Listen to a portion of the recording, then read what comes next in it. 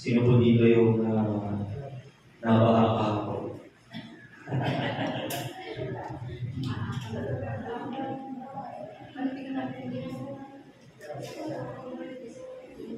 Ala namin ay simple ulan lang, no? Talaga napakalakas ng ating nakakatuwa ko dun sa balita, dun sa Quezon City. Sabi may lumalaway na lalaki. So nung napanood namin yung video, malalim hanggang dito. Yung pala nung tumayo hanggang dito lang. So, magiging maulan daw po hanggang Martes, sabi ng balita, no? Hanggang Martes. May dalawang bagyo nandito sa Pilipinas, yung isa papasok pa lang.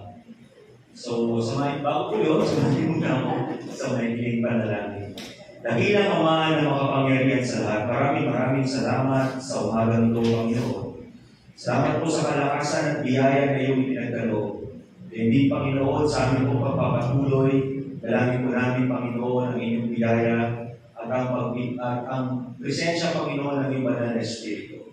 Dalangin namin, Panginoon, na kayo po ay magbigay ng pagkunawa at pagkaintindi sa bawat narinig. At hindi, Panginoon, sa inyong lingkod na gagamitin. Dalangin ko po na kayo magsalita. Dalangin namin, Panginoon, na sa lahat ng bagay nito, ang pangalan mo lang, ang madakila, ang mapuri. Dalangin namin ito sa lahat ng inyong iglesia sa umagang ito, sa pangalan ng aming Panginoon, Hesus Kristo, na aming dakilang tagapagligtas. Amen. Amen. Amen. So, nung nakarang linggo po, last Sunday, ay na topic po natin ay yung tungkol po sa mga counterfeits. So, babalikan ko lamang yung ating konteksto ng nakarang linggo ay nakarang pagkakataon sa Genesis chapter 3 verse 1 to 5. At ang sabi ko niya, ang ahas ang pinakatusong hayop na nilikha ng Diyos. Tinanong ito ng babae, totoo bang sinabi ng Diyos na huwag kayong kakain ng alimang bunga ng punong kahoy sa halaman? So that's the question na alala ko ninyo, no? And then sabi niya, sumagot ang babae, maaari namin kainin ang bunga ng punong kahoy dito sa halamanan. Subalit tungkol sa bunga ng punong kahoy na nasa gitna nito, sinabi ng Diyos, huwag ninyong kakainin, ni hihipuin man, kung hindi mamamatay kayo. So this is the part ng narrative ng creation na kung saan ay nadagdagan yung sinabi ng ating Panginoon. Part of it is true, and then part of it may nadagdag. So ano yung nadagdag? Yung ihipuin man. So walang sinabi ang ating Panginoon Diyos Ama sa ating unang mga magulang na hindi nila pwedeng ipuin. Ang sinabi lang niya is huwag nilang kainin. Then, sabi niya, sinabi naman ng ahas, hindi totoo iyan. So, maraming pagbabasa kayo ng mga commentaries, makikita nyo doon na yung pagdagdag ni Eva doon sa sinabi ng Panginoon ay yun yung naging butas para makapasok yung mali sa kanila. At ang sabi niya doon, tinaniman ka agad ni Satanas ng isang bagay, sabi niya, hindi totoo yan, hindi kayo mamamatay. Sapagkat alam ng Diyos na sa oras na kayo kumain ito, magigilad ang inyong mata, magiging tulad ko yung Diyos. Marunong kumilala ng mabuti at masama. So yung point na dinagdagan niyo ni Eva ay lumalabas na we're en route to rebellion. Ibig sabihin nito, we're not, tayo mga naunang magulang natin, we are starting to think on our own na, no? Na kung saan dinadagdagan na natin yung mga bagay na sinasabi ng Diyos. At dahil dyan, sabi ng kalaban, sabi ni Satanas, magiging Diyos ka. Kasi makikilala mo na yung mabuti at yung masama. So, that's the part. Now, ibig sabihin, you will have the liberty, no, to determine kung ano sa iyo yung mabuti at kung ano sa iyo yung masama. So, basically, ginagawa ka na niya Diyos. No? Kasi hindi na by definition ng Diyos, yung kasalanan hindi by yourself na. Ano yung definition yun? Kaya sa part na yun, mayroon pinili ng tatlong bagay. Not everything that sounds spiritually true comes from God. No? Discernment is needed. The most dangerous deception is truth corrupted by error. No? The most dangerous deception is truth corrupted by error. And then it disguises itself as light, no? The counterfeit, and captures the heart and blinds the mind. Bakit captures the heart? Because malalaman natin mamaya why it captures the heart and it totally blinds the mind. No? So, tulad po ng natin, ito po si Eva, habang nakikipag-usap, habang hindi mo talaga yung literal na itsura. But, ang pamagat po natin is discerning truth in the world of counterfeit gospels. This is the part 2. Part 2 tayo. So yung una, the first part natin is a quick overview, ay sabi sa ikalawang Timoteo, chapter 4, verse 3 to 4, which is happening, sapagkat darating daw yung panahon na ayaw nang makinig ng mga tao sa wastong aral. Sa halip, ang gagawin nila, hahanap na sila ng mga tagapagturo na magtuturo lamang ng mga bagay na gusto nilang marinig. At itatalikod nila ang kanilang pagdinig sa katotohanan at ibabalin sa mga alaman. So, this is a prophetic word ni Apostol Pablo nung sumulat sa kay Timoteo. And it's also a warning, no? It's a big warning na kung saan sabi niya, there will come a time na kung saan hindi na sound doctrine ang gusto marinig ng mga tao, kundi yung mga bagay na lamang na gusto nila marinig. No? Alam niyo, isa sa mga bagay na nakakalungkot dyan is yung United Methodist Church. United Methodist Church. Kasi, kung makikita po ninyo ang United Methodist Church, split na sila. Bakit? Kasi yung mainstream o yung main United Methodist Church ay nag-ordain na po ng mga bakla, tomboy, tinanggap nila yung woke ideology. No? At makikita niyo po doon yung meron na silang mga queer. So, yung mga traditionalists ng United Methodist Church, humiwalay. Naghiwalay sila ng split kasi ayaw nilang kilalanin. Pero bakit umuwi sa ganun? Si John Wesley, one of the pioneers of evangelism, nagkakatotoo yung sinasabi ng salita ng Panginoon kung saan darating yung panahon na hindi na nila kikilalanin yung wastong aral, kundi maghahanap na sila ng mga tagapagturo nila na magbibigay lang ang gusto nila marinig. Nakakalungkot. Matagal ako sa United Methodist Church, kasi United Methodist Church, yung lolo at lola ko. Member ako dun ng choir. Elementary ako from grade 3 all the way hanggang grade 6. And may uniform ako noon.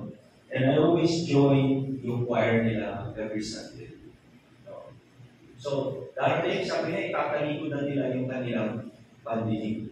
Isang bagay din po yan kung saan kung bakit maraming hoppers na tinatawag, no? Yung hoppers na tinatawag natin. Pag tinawag natin hoppers, kapag hindi nagustuhan yung isang church, lilipat. Pag na-condemn tungkol sa isang bagay na mali, lilipat. Pag hindi nagustuhan yung isang bagay na mali, lilipat. Kasi we have tons of options ngayon. We have tons of options ngayon. So, dalawang gospel ang aking na-discuss last time. Yung prosperity gospel at legalistic gospel. Kung gusto niyo pong balikan yung sermon na yan, nakapost na po yan sa YouTube. Pero we identify them as error. They are false. No? They are false gospels. At na-discuss po doon yung mga line-up ng false gospels. So, bakit? I would say it's a false gospel because it's bringing a false hope. False hope.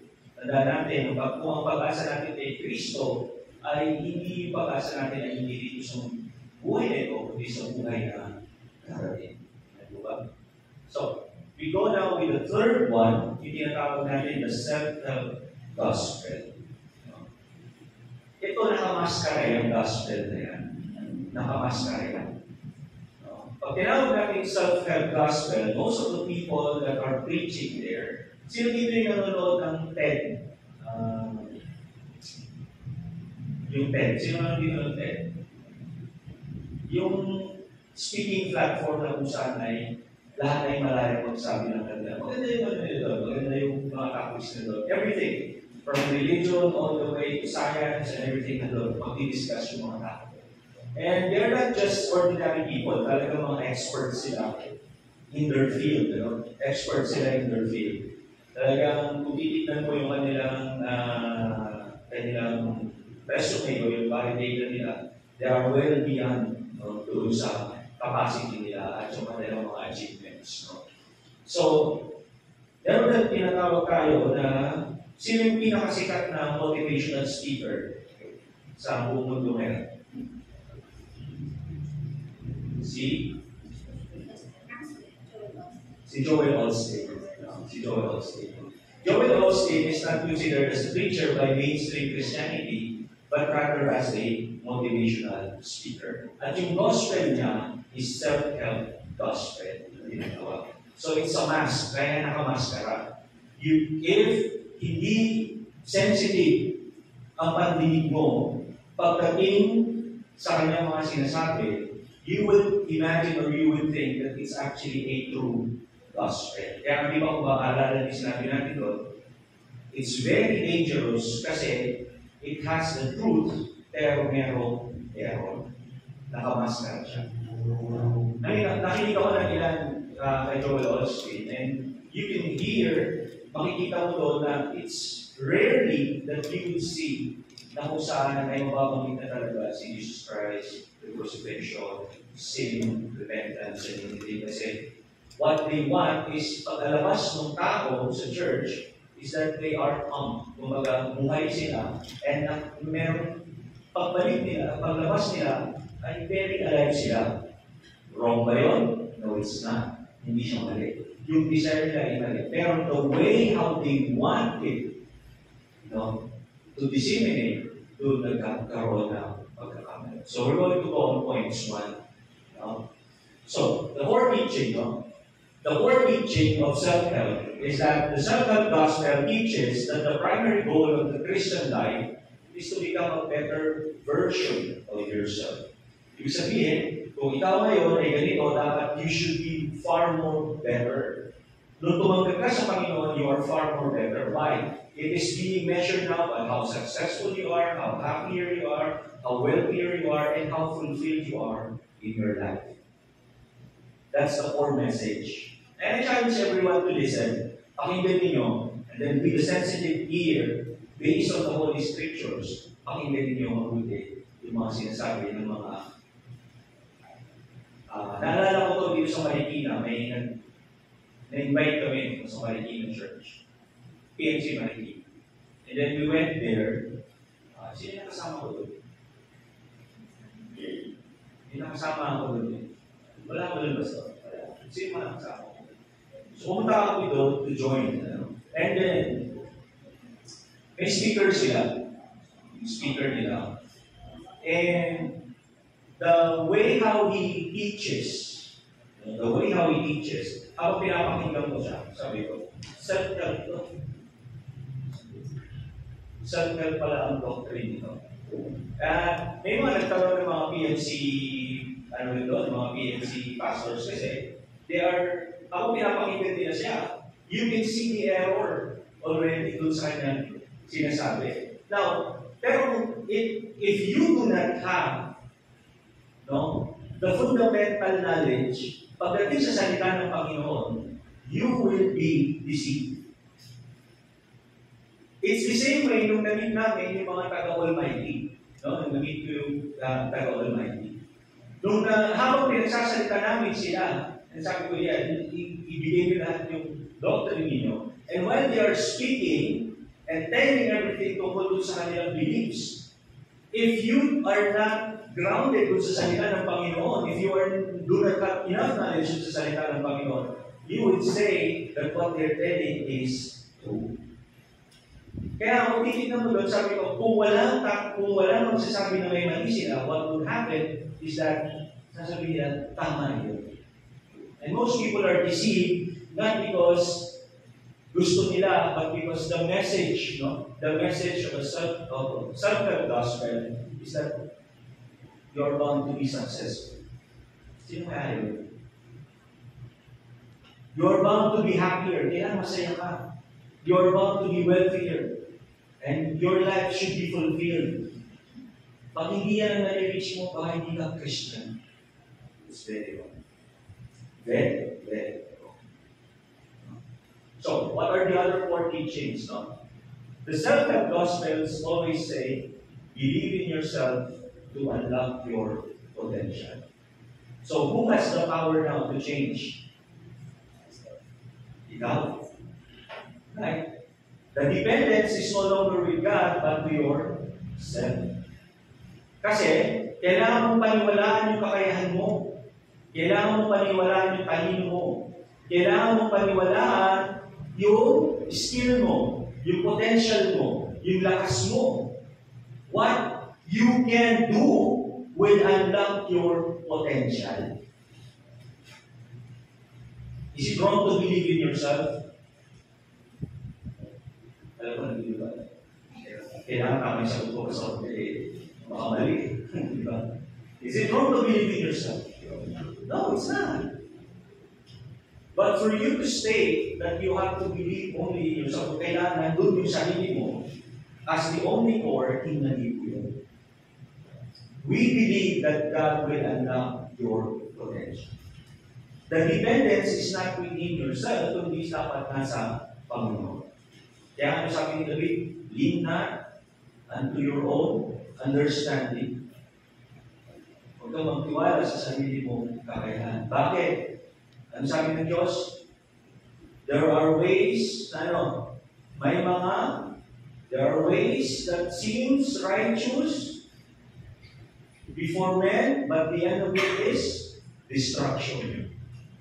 Diba? May mga gawa o may mga lakad na tila tama sa mata ng tao, subalit ang dulo nito ay kapahamakan. So okay, palagi mo na rin sinasabi, not all opportunities are coming from the Lord. Not all blessings are coming from the Lord. Second, sabi niya, self-help problem is equal to kumababa if you have very low self-esteem or negative thinker ka. No? Nabanggit ko ito nung nakaraan, ito yung tinatawag nilang the law of attraction. Sino nag-research ito? Nabanggit ko yung law of attraction. Anong sabi ng law of attraction, Judah? Ayun, di ba? The more you think of it as positively as you can, pupunta daw sa iyo. Kumbaga, ina-attract mo yung swerte. No? Kung negative ang palagi mong iniisip at negative yung palagi mong sinasabi, ina-attract mo rin yung negative sa buhay mo. Kapag puro positibo daw, positibo din daw lahat ang pumapasok sa iyo. So my question now is, sino yung nag-dictate na mangyayari sa iyo? Sarili mo. That's why it's called self-help. Is it wrong to think positively? No. Is it wrong to think negatively?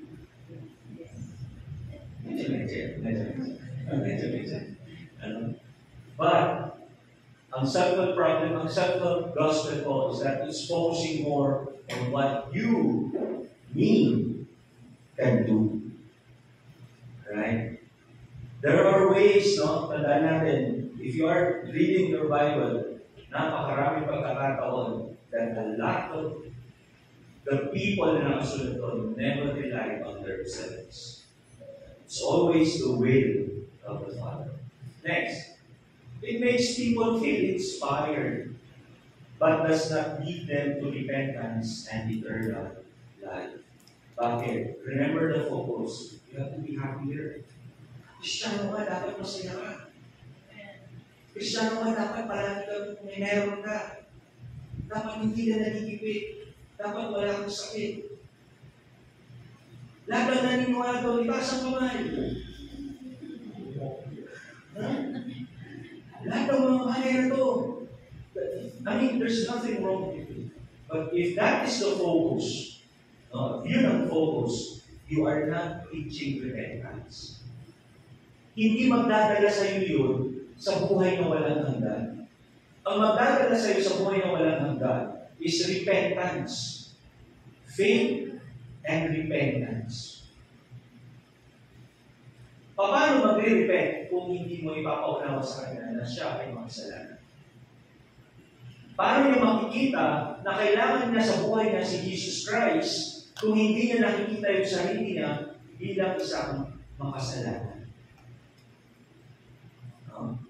It will not lead them to repentance. Sabi nga dito sa Galatians chapter 2 verse 20, nananahan na si Kristo sa akin. At kung ako'y nabubuhay pa, hindi na ako nabubuhay kundi si Kristo. At ang buhay ko ngayon sa pananampalataya sa anak ng Diyos na nagmahal sa akin at naghandog ng kanyang buhay para sa akin. So, titignan ko natin dito, our life should be centered with Christ. Tama? Ang buhay natin should be centered with Christ. Which means that everything that we're doing is for Christ. And for Christ only. Ibig sabihin nito, we are not dependent on our own, pero nabubuhay tayo whatever the Lord wills. Kapag ang ating ideology or ang ating pinaninindigan at pinangahawakan pa rin, so we can do anything, magagawa pa rin natin yung mga bagay na ito sa sarili natin, then we are leaving Christ out of the picture. Inalis natin si Kristo. Di ba? Sabi niya ito, the self-help gospel is attractive because it promises success without surrender. Pinakamahirap yan na gawin ng isang tao to surrender. Pinakamahirap yan kasi when you repent, you surrender. Blessing without repentance and comfort without the cross. Kaya kung magtataka, marami yung nadadaya. Marami yung nadadaya na dahil there's a blessing kahit na walang repentance. You can serve the way how you want it, the way how you like it, the way how you move it, pero walang cross carrying. Hindi mo binigibig yung cross mo on a daily basis. Yung tinatawag natin, service of convenience. Kung kumikilos tayo, that's self-help. Kasi if we are working out of convenience lang, that's self-help. Kasi yung gospel natin is that we will do it if it's within our convenience. A Christian life is not self-powered, but Christ. Kaya sabi niya, paborito natin kinukoto, I can do all things through Christ that strengthens me. Sometimes we fail natin kung ano talaga yung ibig sabihin ng salita, mga salitang iyon. We are failing to say na, bakit kasi banggitin, I can do all. Kapag halimbawa nakita mo, sabi natin, papunta ka sa interview sa trabaho. Kinakabahan ka. Ilagay mo dun sa resume mo yung kahit hindi mo ginagawa. Siyempre, nung nakita ng HR, sabi ng HR, look at the mga tasks and responsibilities nito. Tawagin natin yung interview ko. Papunta na. Hindi na papunta na. Naisip mo kayo, ano yung ginagawa? Hindi mo maalala kasi natutulog ka lang pala ng trabaho. Then, bigla mo sasabihin, I can do all things through Christ that strengthens me. Sa una-una pa lang, wala yung si Christ doon. Bakit? Binaya mo na yung resume mo. Hindi ba? Wala na agad si Christ doon. And then you're claiming, again, it's self-power. What you're telling yourself is Christ. Sinasabi mo sa sarili mo is that I can do it, but it's not Christ power. Never. No. Sabi niya dito, 2 Timothy chapter 3, verse 1 to 2, and then verse 5. Sabi, alamin mo ito, sa mga huling araw ay darating ang mga panahon ng kabuluhan, last days.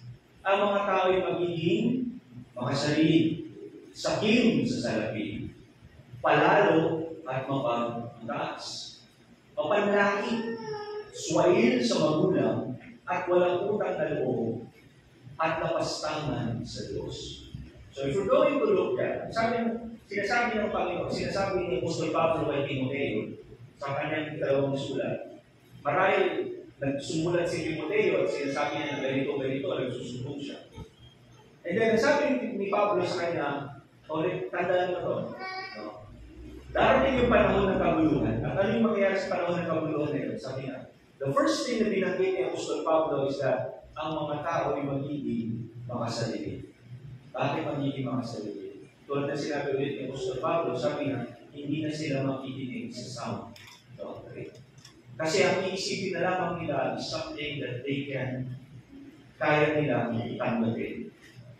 If it's beyond kung sa kanilang kaya tanggapin, then they would abandon. Pangalawa, sabi ng sakim sa salapi. Alam mo nyo, sa Amerika ngayon, meron yung nirate ng FBI, isang pastor. Alam niyo po yun? Sa Fox News. Nirate siya. No? Nirate siya kasi limpak-limpak na salapi yung kanyang kinukuha na gagamit sa money laundering. At hindi lamang yun, yung kanyang mga worker ay inukulong niya sa compound ng church nila. So nakakasip siya kaya nagsumbong kaya siya. Kilalang pastor ko ito, hanapin nila. Kilalang pastor ko. At sila yung nasa prosperity gospel era. Nasa prosperity gospel sila. Anong sabi ng masunod? Palalo. Ano ba yung ibang masubaw ng Tagalog ng palalo? Mayabang. Mayabang. Mga tao daw po ay magiging mayabang. Bakit mayabang? Ito po yun. No? Bakit palagi may road rage? Mayabang kasi mga tao. Ahawa ka lang ng baril, mayabang ka. Isip ko yan, bakit ito? Kinakalabit ako ng asawa ko. Nagmamalay ko. Hindi talaga eh. Ang susunod, mapagmataas. Mapagmataas na daw yung mga tao. At pag tinawag natin mapagmataas, hindi lamang ito tumutukoy sa material na bagay.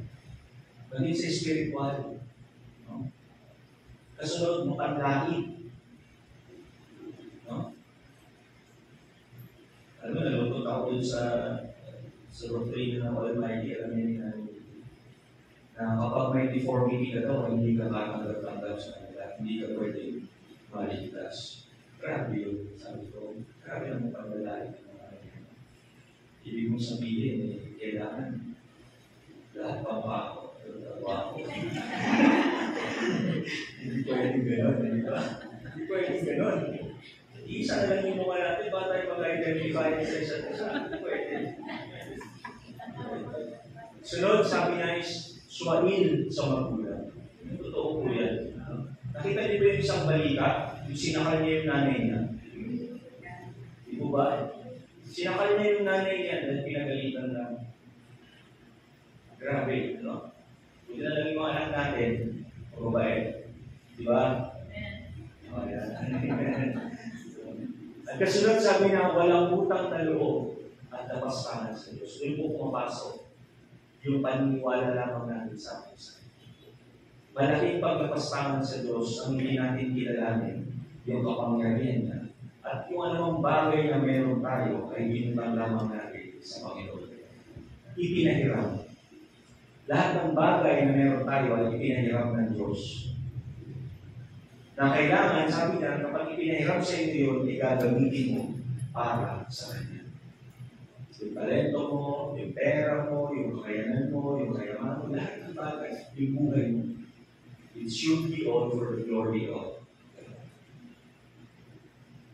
Sabi niya dito sa verse 5, ang anyong nila ay parang religyoso, ngunit ang kapangyarihan nito ay kanilang itinatakwil. Ano dapat natin gawin? Layuan mo daw yung mga tao. Layuan mo sila. Give them. Kasi hindi dapat. Alam niyo po kung bakit? Hindi ko na maalala yung verse. Pero sabi niya, palagi kasi Ilocano yung naaalala ko sa verse ito. Kasi ito yung isa sa mga verse na pinanahawakan ng lolo ko. Sabi niya, yung parang ang scenario is ganito, yung isang basket na kamatis, pag hinaluan mo yan ng isa na bulok, lahat yan mabubulok. And that's the reason why nandun pa lang yung sinasabi ng Panginoon na separation. You have to separate yourself from them. Ilayo mo yung sarili mo sa kanila. Because one way or another, ikaw yung kakainin nila. No? And scientifically po, ginawa yan ng mga scholars. Ano? Ang ginawa nila, kumuha sila ng 10 matatalino at saka yung 10 hindi matatalino. So, ang ginawa nila, ipinasok sila sa isang trabaho. So, yung mga hindi matatalino po, banjing-banjing lang, pag-ganun lang, pag-ganun. Alam niyo po, ang expectation nila is that matcha-challenge yung mga hindi marunong doon sa mga marunong. By the end of the experiment, magkamukha na po sila. Ang problema, ang na-influensyahan yung mga marunong. Sila yung na-influensyahan. So rather na mag-exceed sila, hindi. Naging katulad nila yung mga hindi marunong. And that's the reason why kailangan layuan ang mga ito. Kasi katandaan mo, yung tanong, ano yung tanong? Halimbawa, tatapat ka, babalik ko lang ulit, tatapat ka sa Panginoon, tapos yung isa, hindi. And then, nakita mo, mas maganda yung buhay niya kaysa sa'yo. Mas marami kang problema kaysa sa kanya. Then, magtatanong ka ngayon, bakit kaya? Then, sasabihin sa'yo, ano, si Sister Rose at Sister Marilyn. Sasabihin niya ni Sister Rose kay Sister Marilyn. Kasi negative thinkers is. So, mangyayari nun, isi-shift mo yung faith mo. Instead na Christ-centered ngayon, isi-shift mo yun kasi gusto mong mag-mirror, gusto mong makuha yung nakatanggap niya na nakikita mo, nakapakipakinawag sa'yo. That's the biggest weapon. That's the biggest weapon of our enemy. Sabi niya dito sa preachers who emphasize positive thinking, self-empowerment, and prosperity more than sin, repentance, and the cross.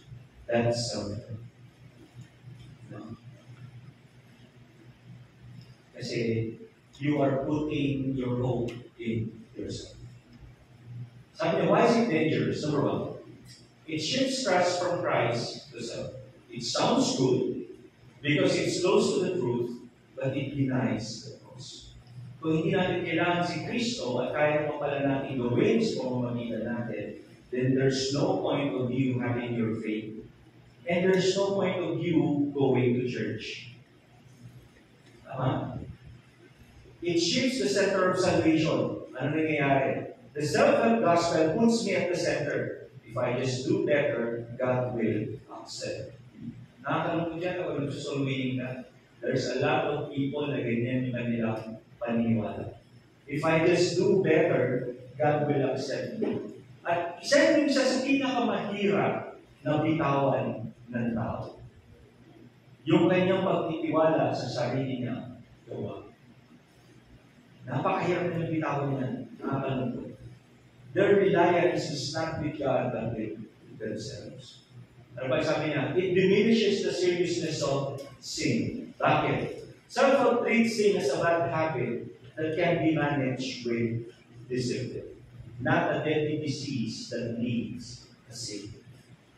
Tandaan natin, hindi natin kaya baguhin ang ating sarili. Kaya natin palitan yung ating mga ginagawa para hindi natin kakayanin baguhin ang ating sarili. We can never change ourselves. Kailangan mo ng tagapagligtas. You need the redeeming power of God para totoo ma-born again ka. Without it, hindi mo magagawa. Hindi ka magkakaguman. You can change it. I assure you can change it. Magbabago mo yan. Pero remember, kung ang pagbabago mo is because of your self-will, sa sarili mong lakas, bilangin mo yung daliri mo sa kamay mo. By the end of that, sa dulo ng daliri yan, yung ika-10, bumabalik ka na doon sa dati mo ugali, sa dati mong ikaw. Why? Because change cannot be made sa sarili mo lang. It has to be done by the Holy Spirit of God.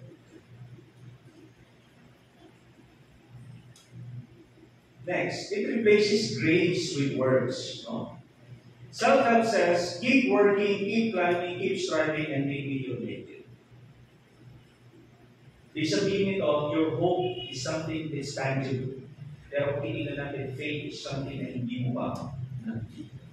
Kaya nga, it's a blessed hope. Next, it robs Christ of His glory. Yes. The self-help gospel steals the glory that belongs only to Christ and gives it to human effort. If we are thinking because we come here to church, dahil may mga ministries tayo, is something that God will do it as a favor. God is doing favor sa atin if we truly trust God and we truly have faith in Him. Itong mga bagay na to, itong mga ginagawa natin, music team, the gospel team, ang evangelism team natin, yung leadership natin. Those things are but just a proof. Ang ginagawa natin to serve. That is to serve. Naglilingkod ka. To serve the people.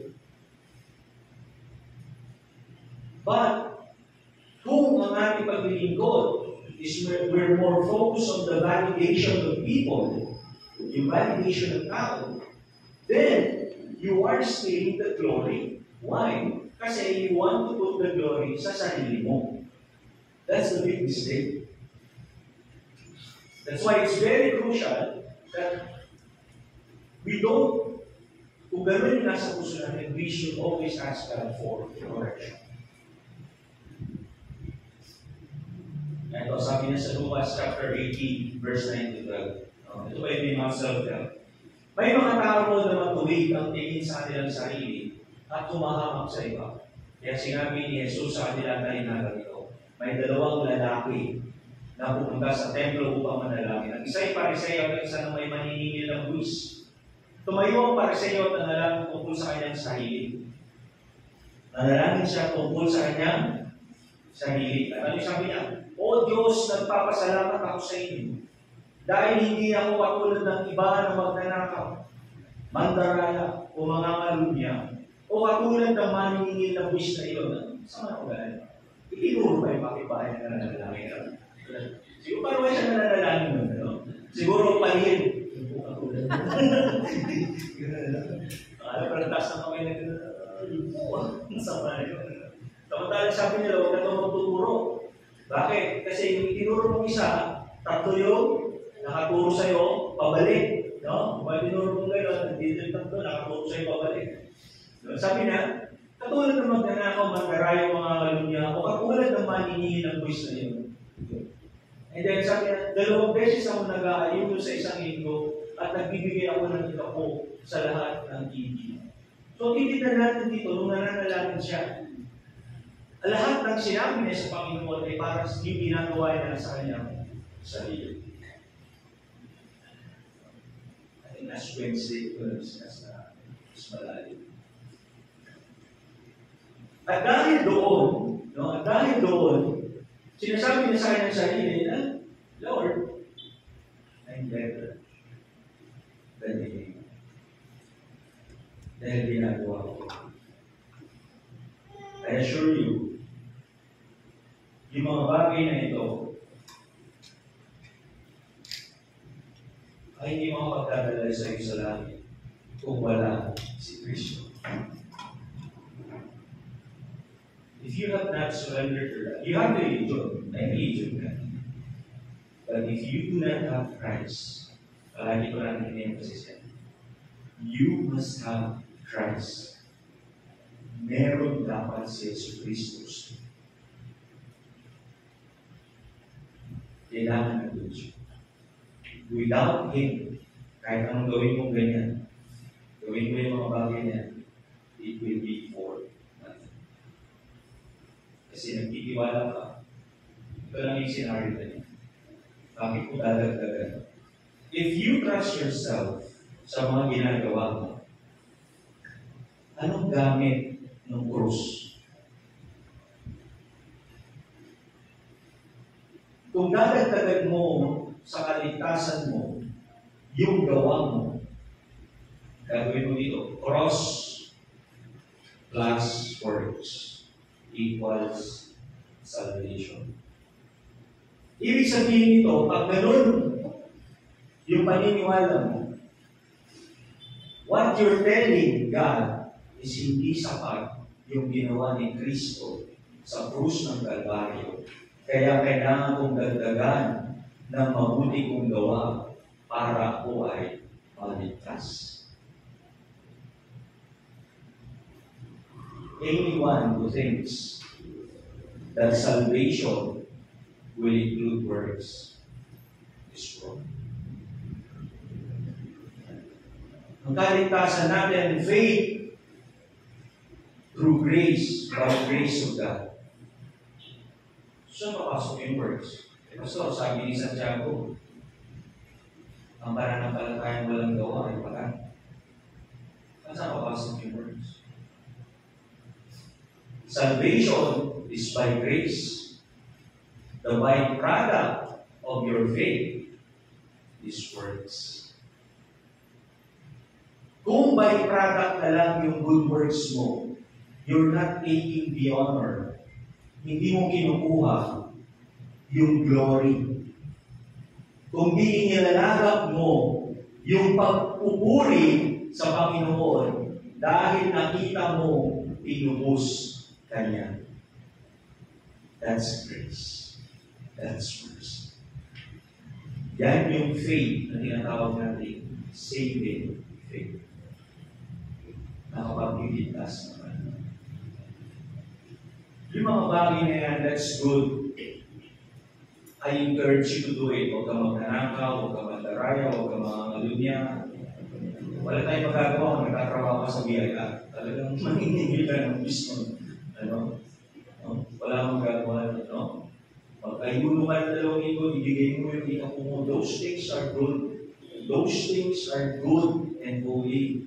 That God is looking. But when you put, kung ilalagay mo na yung mga bagay na yan as an addition doon sa cross for you to be saved, you're wrong.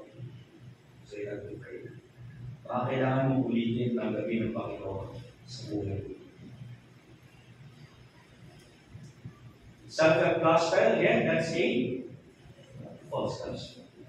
So next, experience-driven gospel. Mga kapalato. 100 slides kasi yan eh. Kinat ko lang kung nakaraan. Pero, experience-driven gospel. Yun na lang ako 10 minutes. So the core teaching of this gospel is that this gospel teaches that the measure of one's faith is based on emotional highs, personal experiences, or supernatural encounters. Tatlong bagay yung point niya. Yung emotional high ka. Meron kang personal experience, nararanasan mo. And then yung mga supernatural encounters. That is what's called the experience-based gospel. Nakadalo po ako ng isang method, ng isang mga tawag ng crusada ba yun? Crusade ata yun, crusade. Early 2000s, crusade. Isang ko yun. And then, mag-girlfriend pa lang kami nung iligawan pa lang ako nila. Hindi ko pa siya sinabi. Sinabi ka bakit naman? So, nung mga panahon na invite ako sa isang crusade, and then sa crusade, sabi ng speaker, tonight, sabi niya sa gabi nito, mayroong 3 bagay na mangyayari sa inyo na magpapatunay na kayo ay naligtas. So number 1, sabi niya, you will hear the gospel of salvation. Amen. Number 2, sabi niya, you will be filled by the Holy Spirit. Tama? You will be filled by the Holy Spirit. And number 3, sabi niya, as a sign that you're being filled by the Spirit, sabi niya, you will speak in tongues. Sabi ng asawa ko, hindi naman naniniwala dyan magpupunta sa araw. Ay, hindi. Yung maniligaw ko pala. Sabi niya, huwag ka pumunta kasi hindi ka naman naniniwala dyan. Sabi niya sa akin. Yung kaklase ko rin, sabi niya, huwag ka pumunta doon. Hindi, sabi ko, if it's real, sabi ko, if it's real, and if it's true, no? Gusto ko ma-experience yun. Gusto ko siya ma-experience. Why? Kasi it's a validation na kung saan what yung preacher is saying is true. So, ang sabi ko ngayon, pumila ako. Pumila ko ako doon sa pila. Ewan ko, nanonood yung maniligaw ko doon. Pero pumila akong gano'n. Sinusundan ko siya. Dahil hanggang sa dumating sa point na ako na yung ililay hands. No? Ako na yung ililay hands nila. So, siyempre, tumayo ako doon. But while I was moving, I'm praying. And meron lang akong isang prayer. Sabi ko, Lord, sabi ko, if it is true, kung totoo po ito, sabi ko, and it is the manifestation na talagang tinawag mo ako, if the Holy Spirit is with me, sabi ko, experience ko sa akin. Gusto ko maranasan. So, lumapit ako hanggang sa gulo. Then, syempre, lahat ng katabi ko, nagtumbahan na yung mga yan. So, habang nakatayo ako gano'n, again, kung na-experience yung matumbahan, not questioning it, it's your own experience. Habang nakatayo ako gano'n, nilehans ako doon sa pastor. No? So, pagkalehans sa akin gano'n, so I close my eyes. No? Kasi lahat ko sila, nakaklose yung mata. So, kaya ako sumunod, nakaklose ako gano'n. And habang nakastone na ako gano'n, I was praying as well. Pray ako, Lord. Kailangan kasi, leading mo, Lord. It's not something for me. I want to experience it. So, lahat ng tao na doon, nag-iiyakan na, nag-experience it. Most of it. So, habang nakagano'n ako, nag-layover ako gano'n yun mo. Kaso, batak ako sa trabaho kaya matigas yung matawan ko ngayon, yung ulo mo lang sumunod. While they're doing it, sabi, I was still praying. Pero, siguro after 5 minutes, luminat ako. 3 na pala sila na nakapaikot sa akin. Praying for me. But I never experienced it. Hindi ko siya na-experience. Sabi ko, kasi pagkilala nila ako, sorry, hindi maliligaw na ako. Kasi pagkilala ako doon sa if our base, ano po sa church namin, when our small church decided to join AG, sumama sila sa Assemblies of God. So, and then, fortunately, meron kami isang mayaman na member, Dr. Dentist. Pag umuwi ako ng Pangasinan, doon pa ako nagpapabunod at nagpapalinis. Kami family. And nakakatuwa doon kasi naalala niya ako. Pero yung anak na niya ngayon ang dentista doon sa clinic niya. And then, ginawa niya, dahil negosyante yung asawa niya, tinatayuan niya ng isang malaking church doon sa gilid ng bahay nila. Patayo siya ng malaking church doon. At doon namin ginagawa yung pagsama. Meron isang member doon, na kung saan kapag nasa praise and worship kami, would cry. Talagang iyak siya. A lot of them are speaking in tongues. And then iikot siya sa buong paligid. Hahawakan niya nga yung ulo eh. Kasi pag-pray ka niya, it's very good. Ganun siya every Sunday. Crying talaga.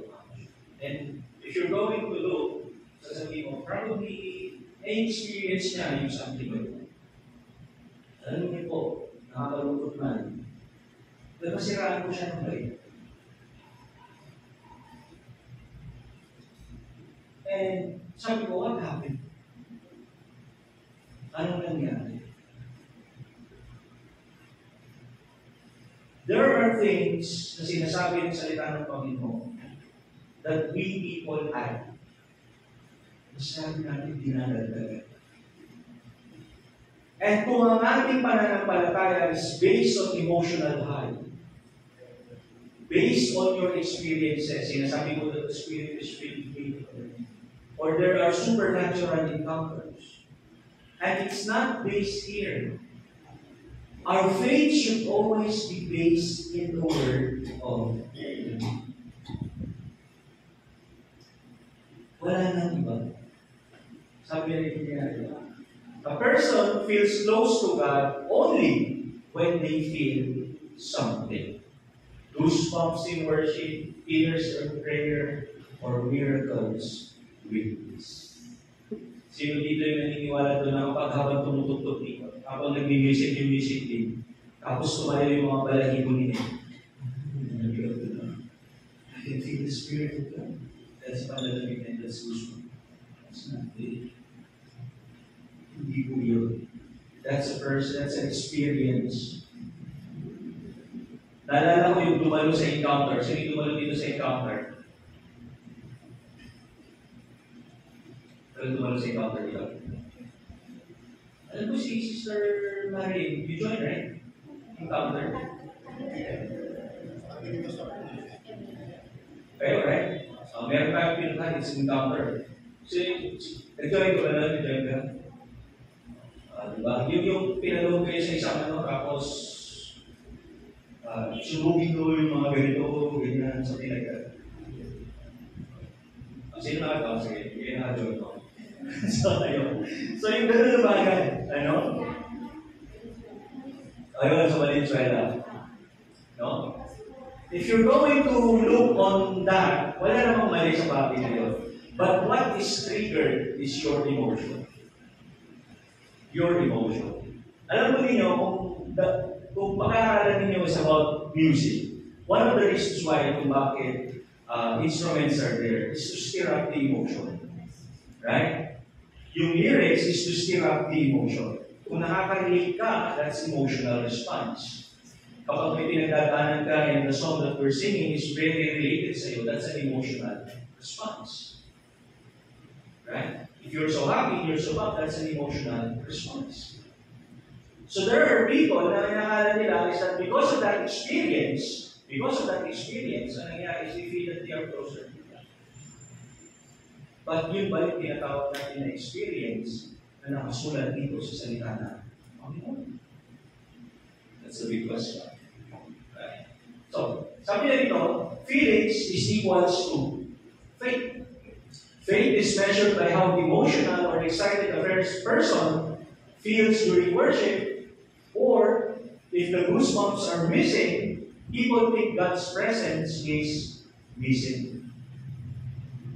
So, thinking ng tao na naniniwala sa bagay na experience base is that kapag hindi niya nararamdaman, kapag hindi siya nakaranas ng kahit na anumang bagay, sinasabi niya parang wala yung presence.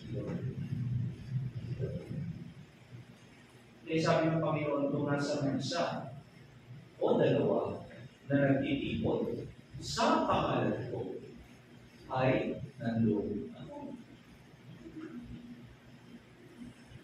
It's not a matter of how good yung ating music is, how well-versed yung ating crowd, but it's the knowledge of knowing that if you are, kung kayo po, ay umaawit, sumasamba sa Panginoon, then God is with you. Tumayo man yung balahibo mo, yung ulo mo, hindi. Because that is faith. You're not basing it because of those things. E paano kung sabi ko, bibisita ka lang ng mga sa buwan. Sabi nyo siguro, gusto mo ba? Diba? Next. Ano to? Worship is greater than God's word. Bakit? Long worship sessions and music are elevated above preaching or studying. Scripture. Studying the scripture. The atmosphere becomes more important than the actual message. Alam mo, hindi naman ako against doon sa ibang mga churches. That's the way how they want it. No? Pero, sometimes kasi yung stage is more like a concert. Na ano ako doon kasi, yung separation, sabihin na lang traditional ako ano. But, there should be a separation when you go inside a concert and then when you go inside a church. Kung paano mo dapat sinasabi sa mga parishioners mo na huwag kayong magsuot ng revealing, huwag kayong magsuot ng maiksi. It's the same way mas lalo na sa worship. Lalo-lalo na ako, napakaraming ilaw-ilaw, parang disco light. Ayoko nun? Ayoko light. And then, ang mangyayari doon is that, totoo naman yun eh, sino na nakapunta sa gano'n? Yan, ano? Meron po akong karanasan dyan. 10 minutes na lang, iba ko lang.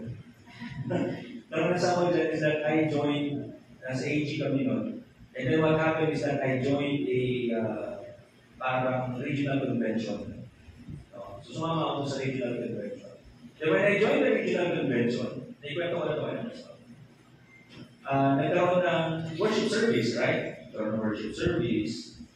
And then pagpunta ko doon, ang nangyari is that start ng music. One of the reasons why kung bakit minsan meron kang introduction is to stir up your emotion. To prepare, sabi nila, to prepare. To stir up your emotion.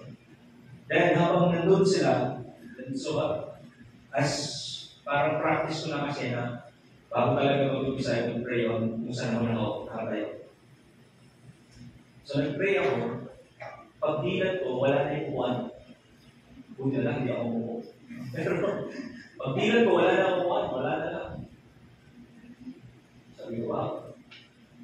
Then, maya-maya yung drums, nag-umpisa ng tumutog.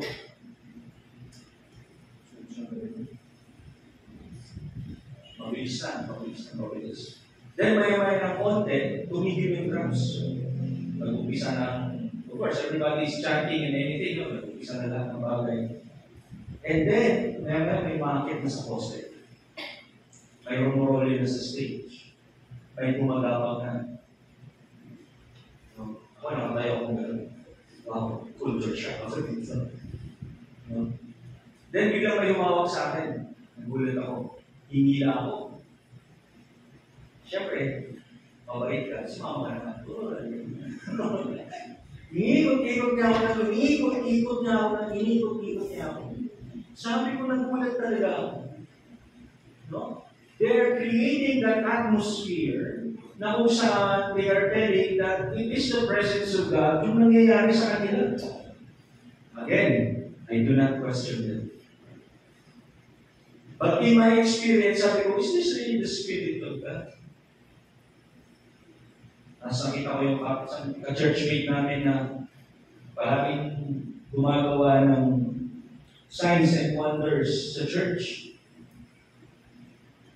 Pero pagdating ng hapon, nasa tongkitan. And then sabi ko, slowly, lumakad ako pagkalikod. Tapos nabangga ko yung isang member namin na galing Amerika. Sabi ko, saan ka pupunta? Hinihilan ko. Umalis na ako, hindi ko na tinapos yung service. Why? Because 2 oras sila to mag-worship. And the Word of God is just 20 minutes. The worship experience ang binibigyan nila ng focus and not that's true. Our worship experience dito is just a part. Tuloy ang sinabi natin, it's a preparation to soften, no, parang buting yung mga puso ninyo. In a way na mas makukuha ninyo yung message. But it should not be the center. The center is always the Word. Bakit? Because the Word, no, buhay yun. Yung Word ay buhay na siyang nagdadala sa tao para sa kanya ikaliligtas. Amen. That's the Word. Signs and wonders prove healing, prophecy, miracles are seen the main evidence, seen as the main evidence of God's people. Now, if there's no miracles happening, people feel their faith is weak or God is not moving. Experience-based po yan. Naalala ko din po yan. Kapag tatawagin lahat ng may sakit. Kahit walang sakit, may sakit na. Ipilitin ka eh. Diba? That's how it is. Alam po ninyo, sabi nga nila, hindi ka daw ligtas kung hindi ka nakakapag... Sinasabi ko sa ating mga kapatid sa charismatic circle. Na kung saan na hindi ka daw ligtas kapag hindi ka speaking of tongues. Nakalungkot, that's a false doctrine. False doctrine. You are not saved because you can do wonders or you can do signs. Ano sabi ng Panginoon sa Mateo? Panginoon, kami po, yung mga nagpalagas ng demonyo, kami po yung mga nagpagaling sa inyong pangalan. Kami po yung mga gumawa ng kapabalaghan sa inyong pangalan. At ano sabi ng Panginoon? Sino kayo? Hindi ko kayo kilala. Again, babalik tayo sa point. You can do it. Kaya mong gawin yun. But without Christ, it's nothing. Kung wala si Kristo doon, baliwala lahat yan. Because Christ is the centerpiece of our faith. Siya yung sentro ng ating pananampalataya. You do not need a sign. Hindi mo kailangan ng sign na you are saved. If your faith is reliant to the Word of God, no, that's enough. Pero palagi kang humihingi ng sign sa Panginoon, alam mo kung ano pinapakita nun? Doubt. Disbelief. Walang pananampalataya. Because you're always asking for validation from the Lord na talagang tinanggap kanya, rather than trusting what the Lord has promised. Constant highs is equals to Christianity. No? Believers are expected to always be on a spiritual high. Suffering is dryness or trials are often ignored or downplayed. No? Meron po talaga mga Kristiyanong gano'n naghahanap ng gano'n. Talagang maingay, maraming bagay na nagaganap sa loob ng church. Kung galing ka sa gano'n, tapos napunta ka rito sa Zion, 1 linggo ka lang talagang dadalo, aalis ka na. Ganun yun. Kasi, hindi mo yung experience na hinahanap mo, yun yung gusto mong maranasan pagpasok mo sa isang church. So, ang hinahanap ng tao yun is that yung experience na yun, ma-experience niya ulit. Hindi na tinitignan yung substance na dapat niya makuha sa salita ng Panginoon. Kaya kung minsan may akit dito, naalala sino yung nandito na nun yung nag-feedback siya. Diba? Bakit daw walang ganito, walang ganyan. Bakit daw hindi ganito, walang ganito. Sabay sunod na yun eh. Hindi, dalawa naman, nakadalawa. So, nung dalawa, bumalik siya, sumunod na wala na siya. Kasi maghanap siya ng church na mag-fulfill yung gusto niya, experience. Pero para sa kanya, faith, yung kanyang pananampalataya, should always be a constant high. Ibig sabihin ito, kailangan palagi siyang high. Palagi siyang namomotivate. Motivation. Kaya kailangan ng motivational speaker. Because as a Christian, as we grow mature, hindi na natin kailangan na palaging minomotivate. We should always be motivated. Dahil tinawag tayo ng Panginoon. God's presence is equals to manifestation. Equates at the presence of God with visible or emotional manifestation like falling, crying, shaking, yung mga bagay na yan. Naalala ko yung nagkwento sa akin. Sabi niya, Natumba na rin ako kasi natumba na lang ang kasama.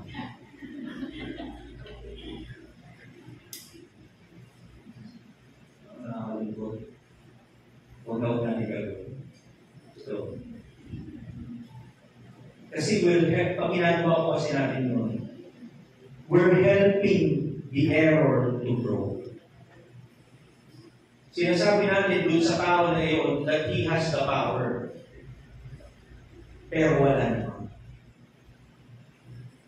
So you're not doing it out of love, but you're doing it to destroy that person. Next, ignores the reality that God is always with His people, even in silence. Palagi ang Espiritu Santo. Sa araw na tumanggap ka sa Panginoon ng totoo, ang Espiritu Santo ay nasa iyo. That's the reason why kapag tumanggap ka sa Panginoon, you are starting to see changes in your life. Kasi yung Espiritu Santo ang nagdadirect sa iyo. You don't need to experience a lot of things. Palagi ko sinasabi, the greatest miracle na dapat na hanapin mo should be you. Yung mirakulo na hinahanap mo sa iba, dapat ikaw yun. Dahil yung ikaw na dati ay nabago.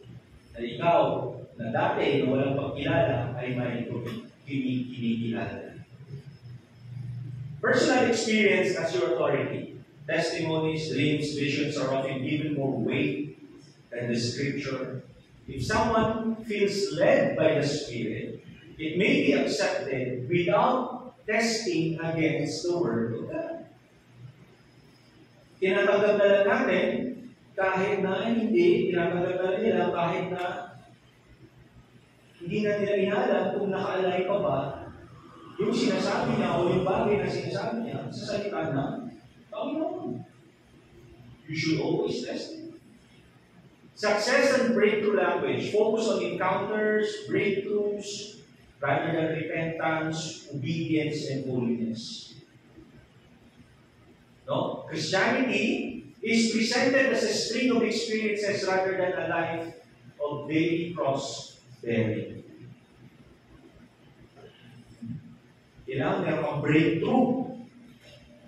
So, problema na ito, kailangan malagpasan mo ito.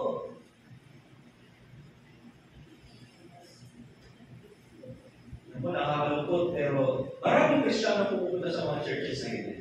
And I don't say na they're wrong. I don't say na mali, but I hope they awaken. Ma-realize nila that what they need is the true gospel. Or teaching neglects the gospel and the scripture. Instead of asking, what does the Bible say, the tendency is to ask, what did I feel? Alala ko yung naghanap kami ng church ng asawa ko. So, yung church kami dito ng kapitbahay. Kapitbahay. Diyan lang, sa building na yan. So, first Sunday na pumunta kami dito, makiat kami dito, kortina pa ito lahat. Kortina pa ito lahat. Ang nagsasalita doon ay si Pastor Nes. Pastor Nes, parang speaker niya si Pastor Nes. So, tinanong ko noon, siya po ay yung pastor dito. Sabi nila, hindi. Guest speaker, siya wala si Pastor Larry. So, dahil doon, sumunod na Sunday, sabi ko, gusto kong marinig mag-preach yung pastor. Then, sumunod na Sunday, pumunta kami dyan sa kabila para makinig naman. Sabi ko, gusto kong marinig kung paano mag-preach yung pastor. So, ayun. So, nung nandun na siya, after nung 2 Sundays na yun, yung 3rd Sunday, bumalik kami dito, family day ninyo. Family day ninyo. Doon sa may, meron kasi nakalagay doon sa labas na no Sir Sunday, family day. Family day nila. So after doon, sabi ko sa asawa ko, saan mo mas gusto? Sabi ko na church. Kasi hindi pa natin napakinggan yung pastor nila na mag-preach. So nung bumalik kami ulit dito, doon ko na narinig mag-preach si pastor. Yung kanyang paborito preaching, yung campaign na itinali.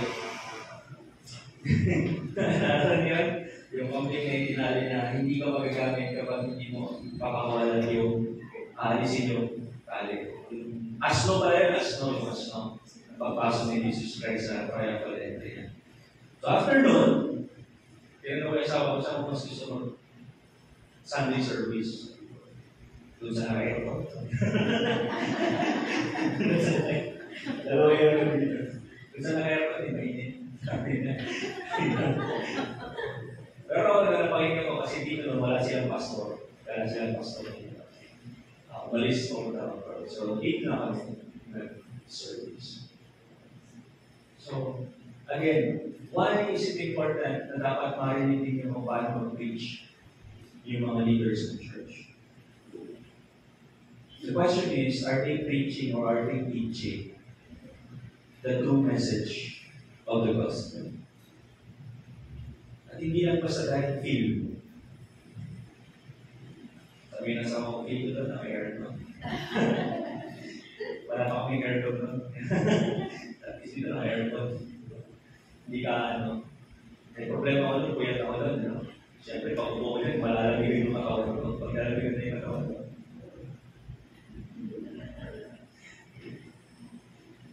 The experience living gospel is attractive because it feels alive and exciting.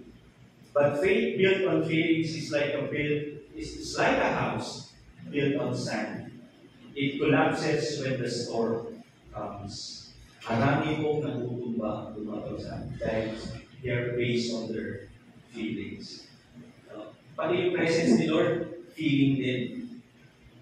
Hindi ganun ang pananampalataya. It should be, you know, alam mo.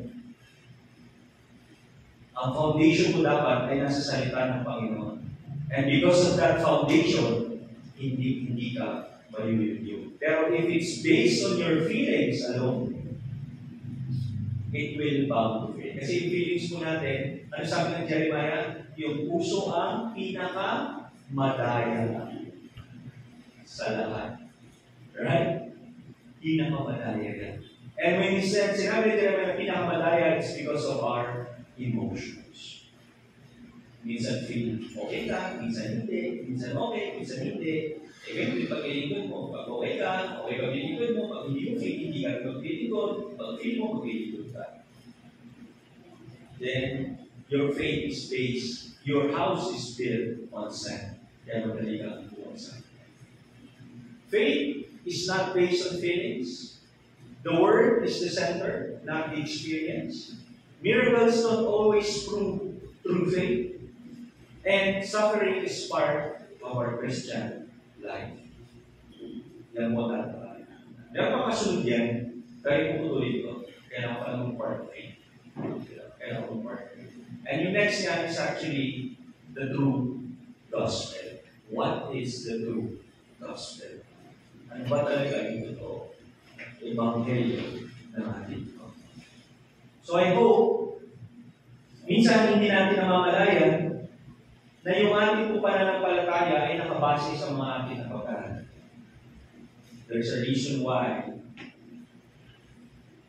kung bakit.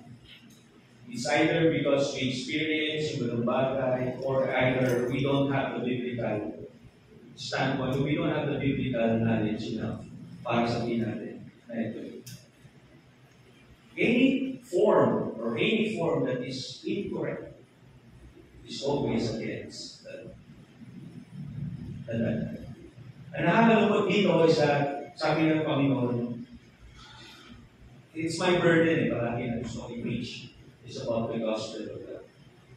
Kasi the gospel has the power to save you. Siya lang yung makapagpiligtas natin. And if we deny it, kawawa naman. Why? Kasi nakasalalay doon is our eternity. Eternity lang naman. Bilangan natin ang eternity. Eternity lang naman. So sa extreme ng buhay natin, we should always make it right. Amen po ba? Samahin niyo po ako sa pagkala. Ginagawa ng mga pagkariyan sa lahat. Marami pong salamat, Panginoon, sa umaga ito. Salamat, Panginoon, sa iyong mga salita. Muling gigising sa amin, O Diyos, upang amin pong malaman kung ano yung tunay na ebanghelyo mo, Panginoon. Kung ano yung tamang paglilingkod pagsamba, pagkilala sa iyo. Yung tama, Panginoon, ang pagkilala sa iyong mga ginawa at pagbibigay ng papuri ng kapit sa iyo. Panginoon, kung meron man sa amin, O Diyos, ang nakakali pa sa mga maling katuruan na ito, Panginoon. Dalangin ko, Panginoon, na ikaw ay siyang magbigay ng pagkawala. Ikaw, Panginoon, yung magbigay ng pagkagising. At higit sa lahat, Panginoon, ay dalhin mo kami sa daan na magdadala sa amin sa buhay na walang hanggan at makasama ka namin sa darating na araw. Maraming salamat, Lord, sa iyo ang papuri pagsamba sa pangalan ng aming Panginoong Jesus. Amen. Amen.